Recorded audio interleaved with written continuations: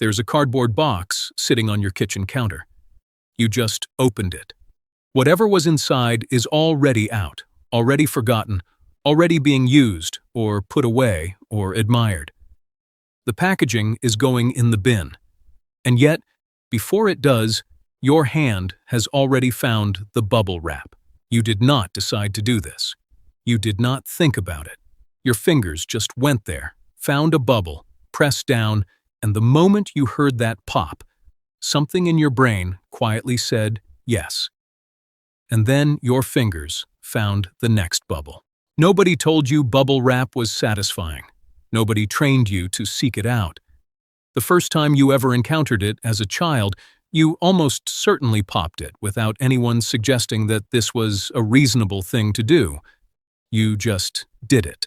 And you have probably been doing it ever since, and so has virtually everyone else you have ever known, regardless of their age, their background, their personality, or how composed and rational they consider themselves to be. The CEO pops bubble wrap. The toddler pops bubble wrap. The person who considers themselves far too mature for meaningless sensory distractions pops bubble wrap, usually while telling themselves they will stop after this row. This is not a trivial curiosity. The reason humans cannot resist popping bubble wrap touches on some genuinely fascinating territory in neuroscience, psychology, and evolutionary biology. It connects to how the brain handles stress, how the reward system works, what makes something compulsive, and why certain textures and sensations have a disproportionate hold over human attention. The bubble wrap thing is not random. It is telling you something real about how your brain is built. So, let us get into what is actually happening when you pop bubble wrap, and why, for the overwhelming majority of humans, stopping is considerably harder than starting. Subscribe to Freud Mind and let us pop into it. Start with what happens in the body in the first moment of the pop, because that moment is doing more than it seems. The sensation of pressing your fingers into a bubble and feeling the resistance build, the slight pressure required before the pop happens, activates mechanoreceptors in your fingertips. Mechanoreceptors are sensory nerve endings that respond to physical pressure, texture, and movement. And the fingertips have one of the highest concentrations of them anywhere in the human body. Your fingers are extraordinarily sensitive instruments, and pressing into bubble wrap activates this sensitivity system in a very specific way. What makes the bubble wrap sensation particularly interesting from a sensory standpoint is the combination of resistance followed by sudden release. The bubble does not pop immediately. There is a build-up period where you press and the material resists, creating a small moment of tactile anticipation. Then the membrane gives, the air escapes, and the resistance collapses entirely. This combination, the build-up and the sudden resolution, is a sensory pattern that the brain finds disproportionately engaging, and the reason for this connects to how the brain handles predictions and outcomes. The brain is, at its core, a prediction machine. It is constantly modeling what is about to happen based on what has happened before, and it is constantly comparing those predictions against actual outcomes. When a prediction is confirmed, when what the brain expected to happen does happen, there is a small reward signal. The neurotransmitter dopamine is involved in this process, released in response to the confirmation of expected positive outcomes. The pop of a bubble is, neurologically, a tiny prediction confirmation. Your brain expected the pop to happen, the pop happened, and the reward system registered a small hit of satisfaction. This is why the first pop is satisfying, and why the subsequent pops remain satisfying, even though you now know with certainty that they are going to pop. The confirmation of expectation is itself pleasurable, and that pleasure does not fully diminish with repetition in the short term. Your brain keeps confirming the prediction and keeps registering the small reward. The result is a loop: pop, satisfaction, next bubble, pop, satisfaction, next bubble. That is mechanically quite similar to much more elaborate compulsive behaviors, just operating at a very low intensity and with a very harmless output. The stress relief element of bubble wrap is the one that most people who think about this casually mention first, and there is actually solid research behind it, rather than just the intuition. In 2012, a researcher named Kathleen Dillon at Western New England University conducted a small but widely cited study that asked participants to pop bubble wrap and then assessed their mood and stress levels afterward. The findings were that participants who popped bubble wrap reported feeling calmer and more alert after the activity compared to before it, and compared to a control group who had not popped bubble wrap. This was not a massive study with hundreds of participants, and it has not been replicated at large scale, but it pointed towards something that most people already intuitively know to be true. Popping things feels like a release of something. The reason for this connects to what the act of popping actually does physically. Pressing into a bubble requires a small but deliberate application of force from your fingers and hand. That physical action, deliberate, repetitive, producing a clear outcome, appears to engage the same pathways that other forms of tactile self-regulation use. Fidget spinners, stress balls, clicking pens, tapping feet. These are all versions of the same basic mechanism. The body is under some kind of tension, and engaging in a repetitive physical action that produces sensory feedback provides a channel through which that tension can be partially discharged. There is also a focus component to this. Popping bubble wrap requires just enough attention to occupy the mind without demanding significant cognitive resources. It is what researchers in the attention space might call a low-demand task. And low-demand tasks that engage the hands and produce sensory feedback have a well-documented ability to reduce the kind of unfocused, ruminating mental activity that characterizes stress and anxiety. The mind that is lightly occupied, just occupied enough that it is not looping back through worries, is a calmer mind. Bubble wrap provides exactly this level of occupation. Not enough to be demanding, but enough to create a gentle anchor for attention that prevents it from wandering back into stressful territory. The evolutionary angle on why bubble wrap feels satisfying requires a small detour into what human fingers and hands were designed to do over the course of millions of years, and why the sensations they find rewarding are the ones they find rewarding. Human hands evolved in the context of a world that required constant interaction with physical objects, tools, food, materials, other organisms. The precision grip that humans developed, the ability to use the thumb and fingers together with fine motor control, is one of the defining physical characteristics of the species and is directly connected to the cognitive development that makes humans unusual. The hand and the brain co-evolved. The neural real estate devoted to processing hand sensation and hand movement in the human brain is disproportionately large relative to the actual physical size of the hand. The hands matter to the brain in a way that is written into the architecture of the nervous system. What this means is that hands that are active, hands that are interacting with textures and materials and producing outcomes, are engaged in exactly the kind of activity that the brain evolved to find rewarding. The reward is not specifically for bubble wrap.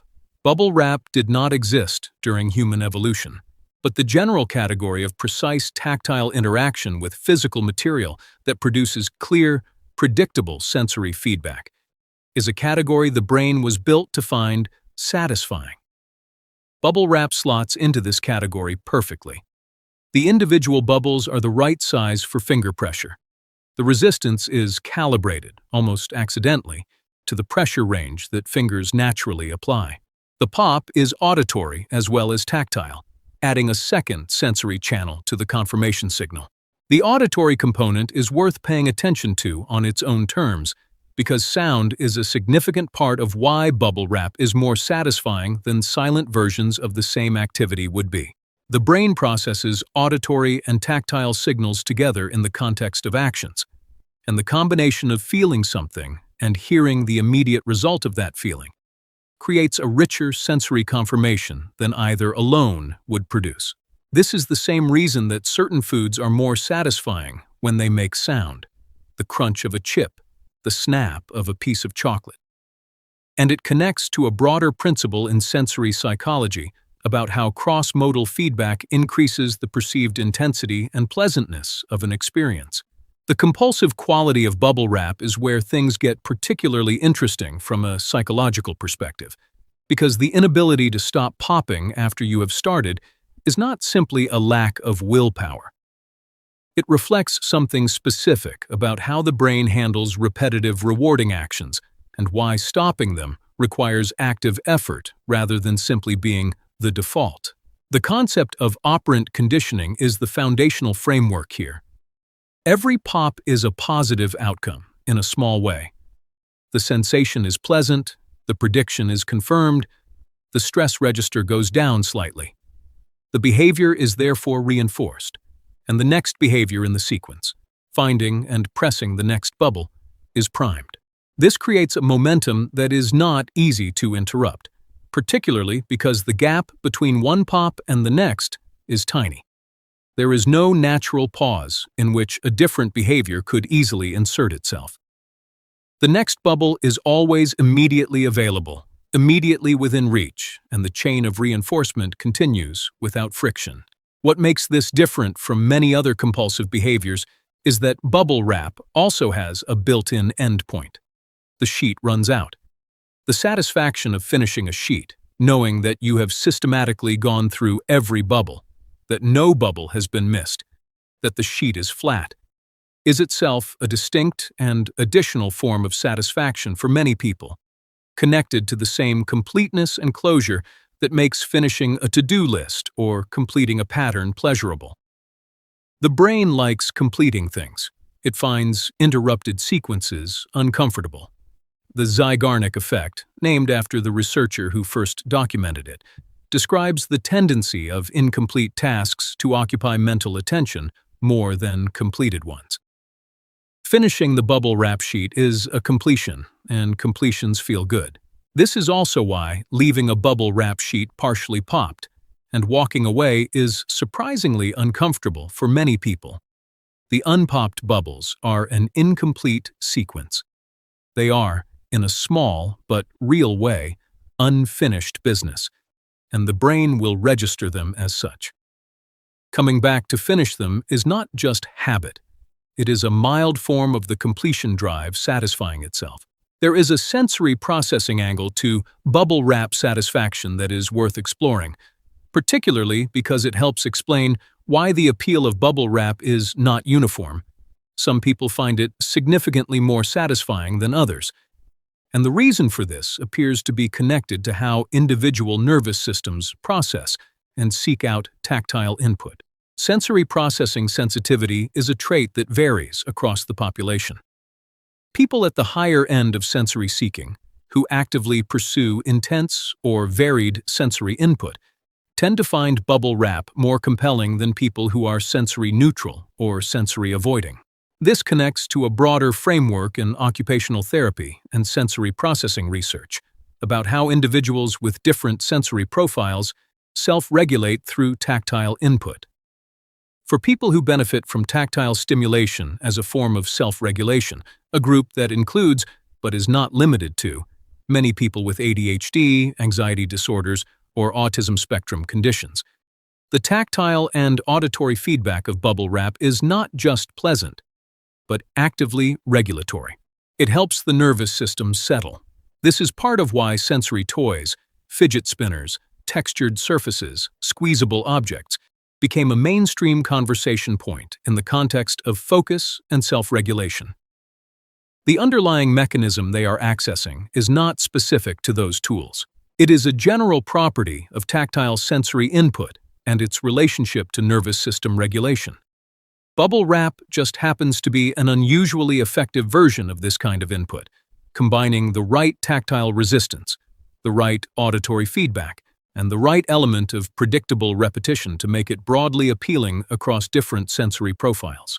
For children particularly, the appeal is especially strong, and this connects to the developmental role of sensory exploration in early learning. Children learn about the physical world through touching, pressing, squeezing, and manipulating objects, and the feedback they receive from those interactions is how the brain builds models of how physical materials behave. Bubble wrap offers an unusual material property, the visible, pressable bubble structure, that invites exploration and delivers satisfying, clear feedback. It is, from a developmental sensory perspective, a good toy, which is perhaps why no one has to teach a child to pop bubble wrap. The invitation is written into the object itself.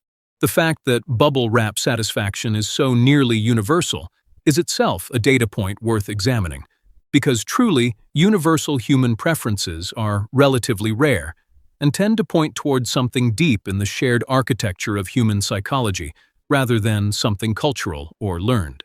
Cross-cultural consistency in a preference suggests that the preference is tapping into something that exists in human brains regardless of environment, something built in rather than built up through experience. The preference for sweet tastes is this kind of preference. The preference for faces over other visual stimuli is this kind of preference. These universals exist because the underlying systems that generate them were selected for over evolutionary time and are therefore present in, essentially, all humans, baked into the hardware. Bubble wrap does not reach quite the same level of universality as those deep preferences.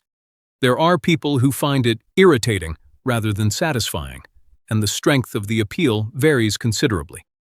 But the consistency across ages, cultures, and personality types is striking enough to suggest that it is accessing something that is broadly shared in human nervous systems rather than something specific to a particular cultural context or personal history.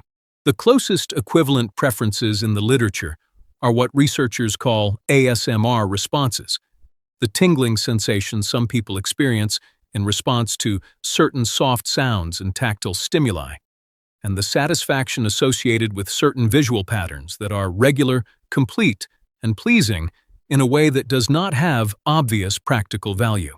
The satisfaction of watching something fit perfectly into a space, of seeing a pattern completed, of hearing a satisfying click or snap. These are all versions of a family of responses that appear to be connected to the brain's tendency to find resolution, completion, and confirmation of expectations rewarding. Bubble wrap sits squarely in this family. There is one more dimension to the bubble wrap phenomenon that is rarely mentioned, but that adds a genuinely interesting layer to the whole picture, and it is the social one. Bubble wrap is not just a solitary experience, it is contagious. If one person in a room starts popping bubble wrap, other people in the room become more likely to want to pop it. The sound of popping creates an impulse in nearby brains that is difficult to fully explain through individual psychology alone. Some researchers connect this to mirror neuron activity, the system through which humans simulate the experiences of other people they observe, but the full mechanism is not entirely clear. What is clear is that the auditory component of someone else popping bubble wrap is itself stimulating in a way that creates a pull toward the behavior. This social contagion element is not unique to bubble wrap. Yawning is the most famous example of contagious physical behavior, and laughing is another, but it adds an interesting layer to the picture. The pleasure of popping bubble wrap is not fully contained within the individual. It radiates slightly outward, affecting the people around the popper, creating shared sensory experience in a small way. Whether this connection to shared sensory experience is part of what makes bubble wrap so culturally persistent, why it remains compelling rather than fading into indifference the way many novelty sensations do, is genuinely interesting to consider. The fact that dedicated apps exist that do nothing except simulate the sound and feel of popping bubble wrap, and that these apps have been downloaded millions of times, is perhaps the clearest evidence of all for how specific and potent the appeal is. When people seek out a digital simulation of a physical experience, rather than just moving on from the experience, it suggests that the drive toward it is strong enough to follow them into contexts where the real version is unavailable. That is not the behavior of something trivial. That is the behavior of something that is accessing a real and persistent drive in the brain. And now, every time you pop bubble wrap, you will know exactly which parts of your brain are lighting up and why. And you will probably still not be able to stop. Like and subscribe to Freud Mind for more.